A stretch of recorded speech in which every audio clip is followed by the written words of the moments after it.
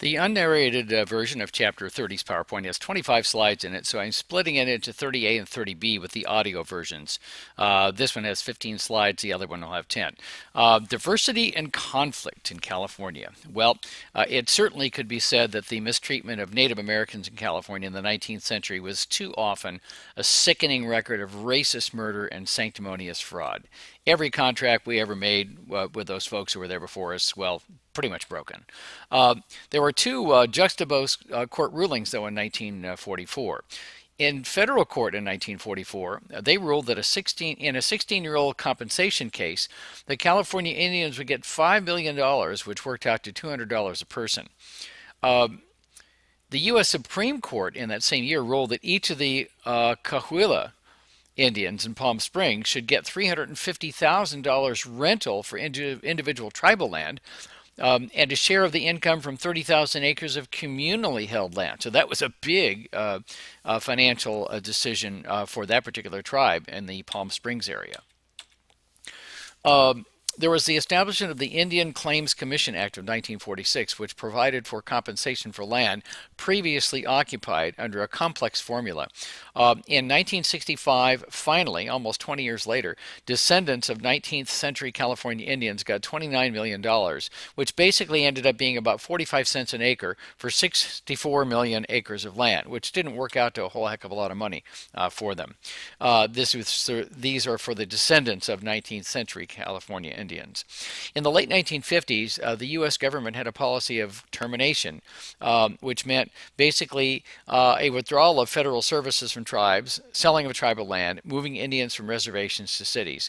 In 1958, a California Rancheria bill passed in Congress, which terminated 41 California reservations in one single action.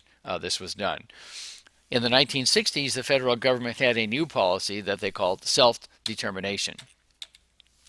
Um, After this, the California Indian population began to increase, a combination of natural growth plus migration to California of Indians from other tribes, from other states in the United States.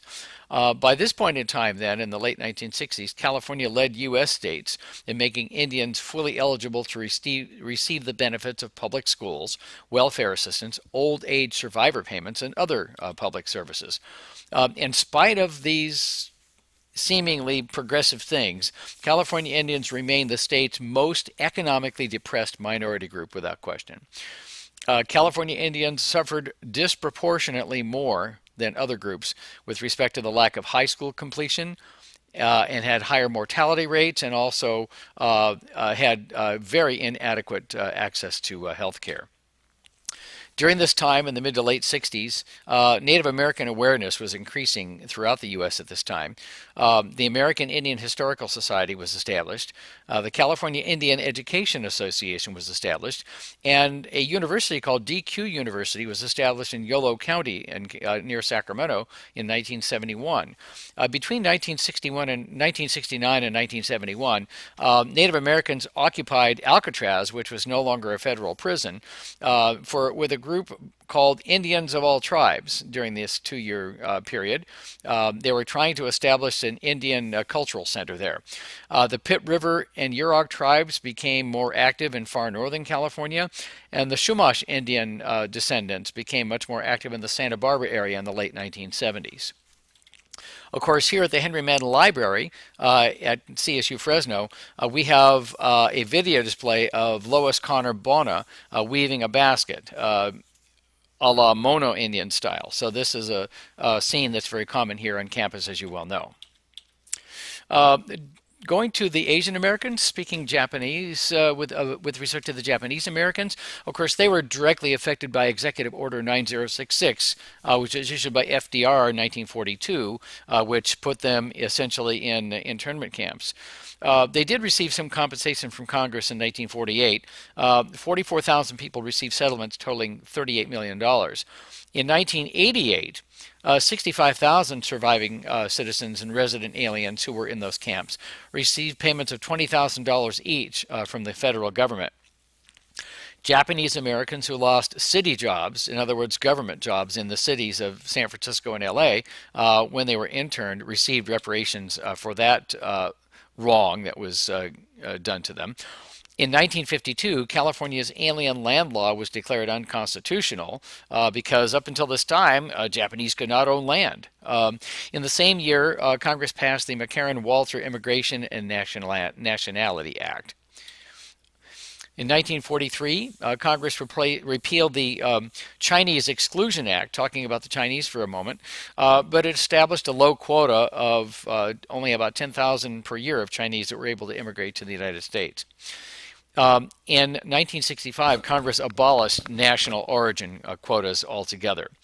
In 1974, March Fong Yu was elected Secretary of State in California, who was the first person of Asian ancestry to hold statewide office. In 1976, Ssci Hayakawa, the controversial president of San Francisco State University, became the first Californian of Japanese ancestry to be elected to the U.S. Senate. In 1956, going back one step, Dalip Singh Sound became the first South Asian American to be elected to Congress. He came from India to study agriculture at UC Berkeley. So here are some notable things in certain years with respect to East Asians and South Asians in California. On the left, a photo of Ssci Hayakawa during the days of all the protests in the late 60s and early 70s at San Francisco State, and a photograph of Dalip Singh Sound. With respect to Filipinos, Koreans, Southeast Asians, after World War II, Filipinos became one of the fastest growing minority groups in California, and by 1980 they were the largest Asian group in the state. Korean Americans in California rapidly increased in the late 1970s. By 1980, it was estimated there were as many as 200,000 Korean Americans in the Los Angeles area alone. Escalating turmoil in Southeast Asia in the 1970s due to the American withdrawal from Vietnam and Laos and Cambodia led to a mass exodus of refugees from those three countries. By the mid-1980s, there were as many as 200,000 Southeast Asian refugees here in California, and of course, many of you taking my class may very well be of Laotian, Cambodian, Vietnamese, or Hmong descent. So this is a very vibrant part of the culture of California now. Speaking of African Americans in California, large numbers of them migrated in the early 1940s to California because they were attracted to the very good jobs in the shipyards and in the aircraft industry and other war-related industries. But unfortunately, they encountered the same kind of Jim Crow discrimination that they faced in the South, where they came from. They worked hard to overcome obstacles in three closely related areas: housing, employment, and education. The first restrictive housing statutes were in California's Constitution back in 1879. You might recall that when the new Constitution of California was drawn up at that time, the second Constitution, it restricted where Chinese lived. This was struck down in 1890. However, real estate interests used the right of contract to restrict residential choices, to keep so-called white neighborhoods white, and so on. In 1948, however, the U.S. Supreme Court struck down this practice, saying it violated the 14th Amendment of Guarantee of Equal Protection under the law. This practice was also banned by statute in California by the passage of the Unruh Civil Rights Act in 1959. Jesse Unruh was a state assemblyman from Southern California and served as a Speaker of the Assembly in California for many, many years. He's a very famous California legislator. Further, the Rumford Act was passed in 1963, declaring racial discrimination in housing to be against public policy in California. But here is just a real weird thing that happened a year later. The voters of California in 1964, by an initiative on the ballot, repealed the Rumford Act. So that was just a real crazy thing that went on. This picture is from your book, but was originally taken from the Southern California Library for Social Studies and Research, and it shows how blatantly racial the sale of housing was in California before the passage of Proposition 14 was repealed later on. Most African Americans in the LA area were crowded into the Watts neighborhood. Los Angeles at that time in the 1960s was more segregated than any southern U.S. city at that time, according to the Los Angeles County Commission on Human Relations. The passage of Proposition 14, repealing the Rumford Act, and other issues triggered the Watts riots in August of 1965, which your authors cite as being the most destructive riot in American history, and it lasted for several days. Here is a photograph from that era from the Holton Archive and Getty Images. In 1966, Proposition 14 was struck down by the state Supreme Court, and that striking down of Prop 14 was confirmed the following year by the U.S. Supreme Court. So now the repeal of the Rumford Act was now illegal, and the Rumford Act was back into law.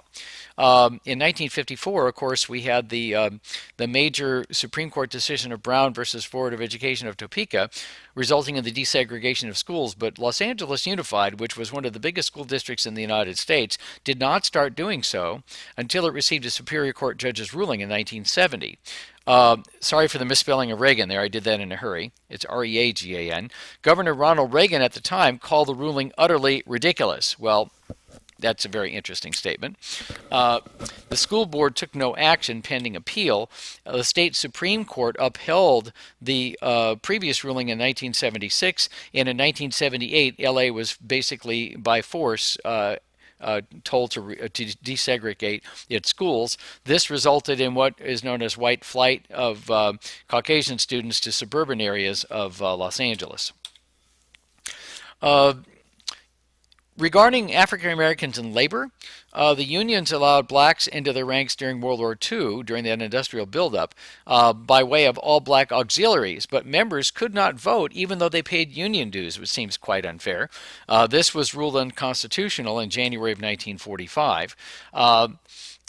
After World War II was over, black unemployment in California soared because all of a sudden those industries were laying people off.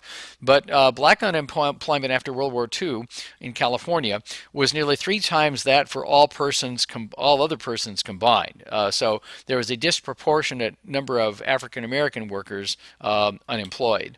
By 1980, there was little improvement in this situation, and the income of a typical black family at this time was still less than 60% of the average white family.